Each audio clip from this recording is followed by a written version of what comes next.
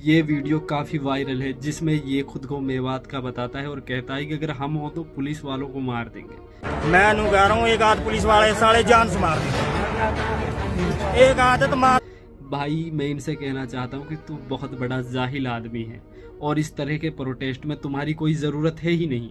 अगर तुम जैसे लोग हो तो अच्छे भले प्रोटेस्ट की ऐसी की तैसी कर दो, तुम्हारी ज़रूरत नहीं है। रियलिटी ये है कि तुम्हारी ज़रूरत है ही नहीं, क्योंकि तुम्हारी जो सोच है वो कभी भी किसी आंदोलन को सफल होने देगी ही नहीं, उससे पहले उसको ख़त्म कर देगी। तुम्हारी ज़रूरत ना तो जंतर मंतर पर थी, और सच बताऊं तो तुम्हारी ज़रूरत कहीं दिखती भी नहीं है, क्योंकि तुम पहले अपनी सोच को बदलो, अपने माइंडसेट को थोड़ा बदलाव लाओ इसमें, जब जाके किसी प्रोटेस्ट में जाना। ये कहते हैं कि हम ये कर देंगे वो कर देंगे। भाई अथॉरिटी से आप हथियार के बल नहीं लड़ सकते, और एक डेमोक्रेटिक कंट्री में लड़ना भी नहीं चाहिए।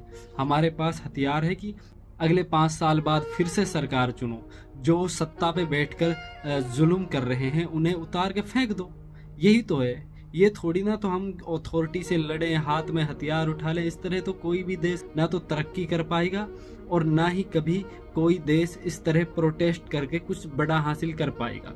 बहुत से एग्जाम्पल आपको देखने को मिल जाएंगे। और ये इतना बड़ा देशभक्त बन रहा है, इसकी आप पूरी आईडी चेक करो एक बार।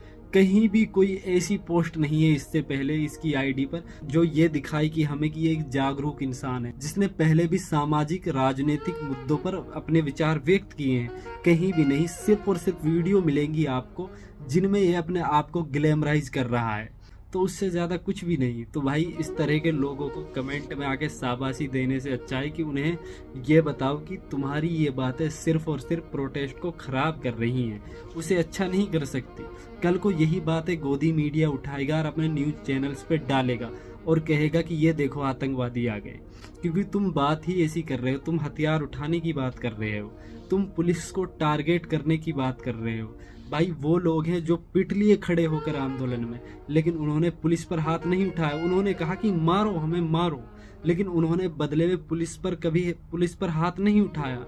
और यही वजह है जो ये आंदोलन इतना बड़ा बन सका है। अगर पुलिस पे उस दिन हाथ उठा देते तो यकीन मानो आंदोलन उसी दिन ही खत्म था। आपने किसान आंदोलन में देखा होगा कि किस तरह हिंसा हुई थी पुलिस और किसानों के बीच, तो वो आंदोलन लगभग खत्म हो गया था। लेकिन राकेश टिकैत आए, फिर उन्होंने जो कहा उसके बाद फिर से बना आंदोलन।